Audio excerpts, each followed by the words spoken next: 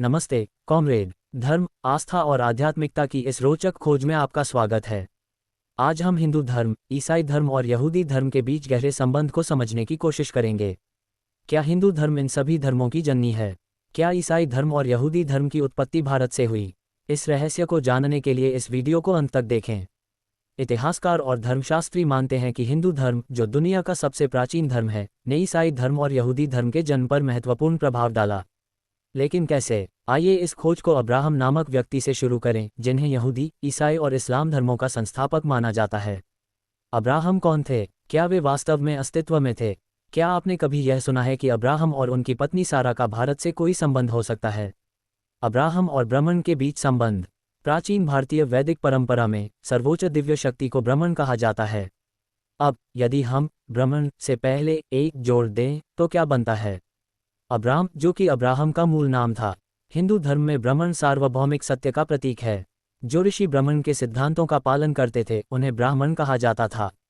तो क्या अब्राहम एक ब्राह्मण थे, या वे ब्राह्मण परंपराओं से प्रभावित थे? अब्राहम और सारा इक्वल्स ब्रह्मण और सरस्वती।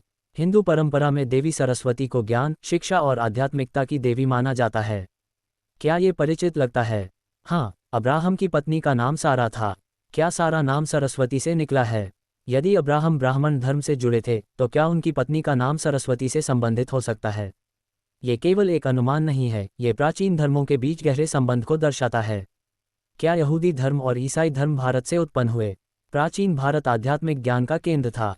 कर्म, धर्म और आत्मा जैसे विचार वेदों में हजारों साल पहले ही मौजूद थे, जो बाद में पश्चिमी धर्मों में दिखाई दिए।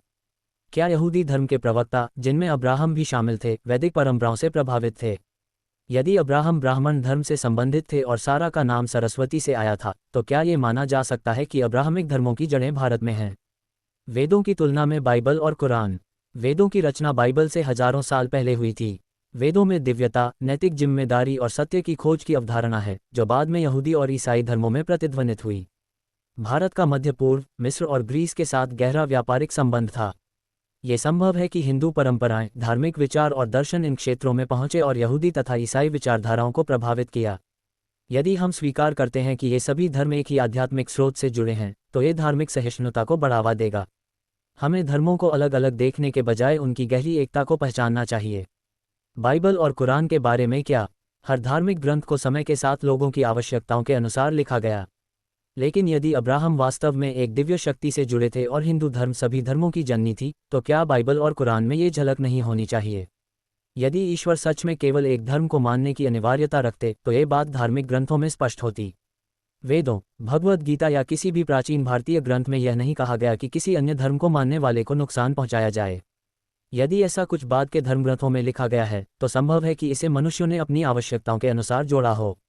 सच्चा ईश्वर यह नहीं कहेगा कि सिर्फ मुझ पर विश्वास करो, नहीं तो तुम्हें सजा मिलेगी। एक सच्चा ईश्वर यह मानेगा कि सभी मनुष्य उसके बच्चे हैं, चाहे वे उसे माने या न माने। भारतीयों के बीच एकता की आवश्यकता। आजकल कुछ लोग भारत माता की जय कहने या वंदे मातरम गाने से कतराते हैं। यदि आपको भारत का सम्मान करने में शर्म आती है, तो आपको खुद से यह सवाल पूछना चाहिए कि आप यहाँ क्यों रहते हैं। यदि यह खोज आपको रोचक लगी, तो लाइक, शेयर और सब्सक्राइब करना न भूलें। आइए प्राचीन ज्ञान को समझने की इस यात्रा को जारी रखें। अगली बार मिलते हैं।